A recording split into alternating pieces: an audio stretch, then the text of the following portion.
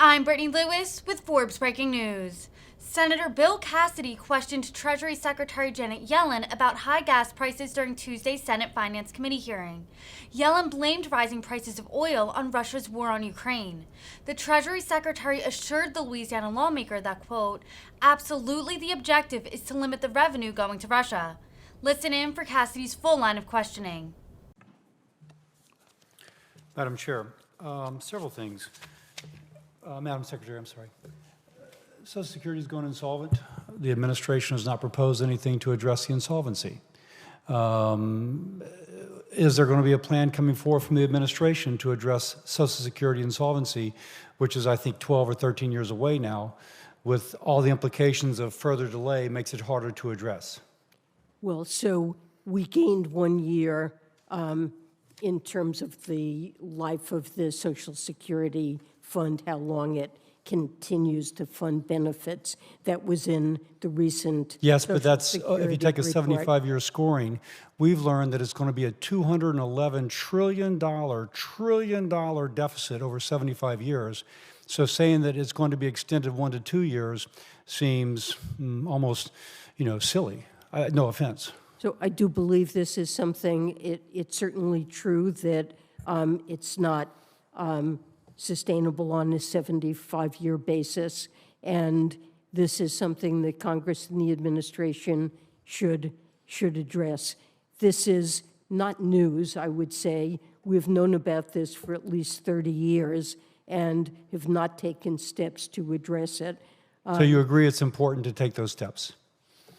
I do believe it's something we should do. Let me move on. As regards the inflation, one variable that we can potentially impact is the price of oil and gas. Now, you've mentioned how it's an international market and there's some limit as to the impact of what we do locally. But that said, the administration has proposed decreasing tax incentives for the production of oil and gas. Now, if you decrease tax incentives, you're going to have less oil and gas produced. Now, that's going to intuitively decrease supply and contribute to that upward pressure. Does that make sense? Well, over the medium term, we absolutely need to move to renewables and to But I'm speaking about right now. If we decrease tax incentives to produce, that will decrease supply. And yet the administration is proposing to do that. Well, I'll just make that point and then move on.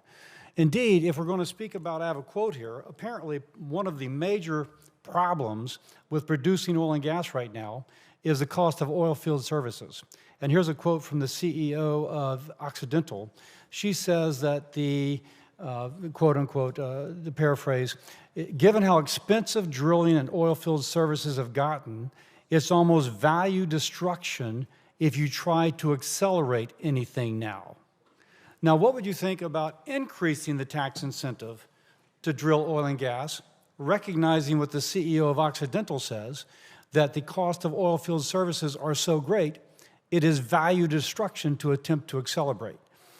Well, prices are very high, in part importantly because of Russia's war on Ukraine, and I believe the incentives are certainly there to boost production, and that is something we need in the short run to if we could make a case that, and I don't mean to be rude, I'm sorry, if we could make the case that increasing the incentive, increasing the tax credit for 3 to 5 years to offset the increased cost of oil field services could increase production, would that be something that should be entertained?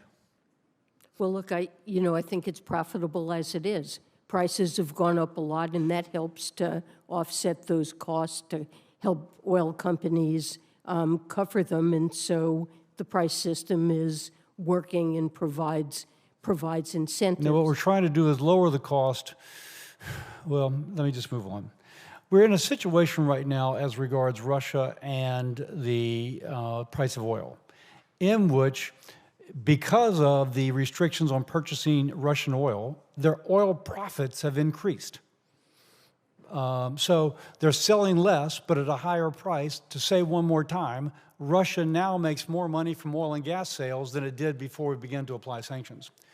Now, the Europeans have considered coming together as a buying bloc to limit the price that we will pay, monopsony power, if you will. We'll pay the price of production, but no more. And so therefore, we don't pay the higher price at the pump, but they don't get the increased revenue.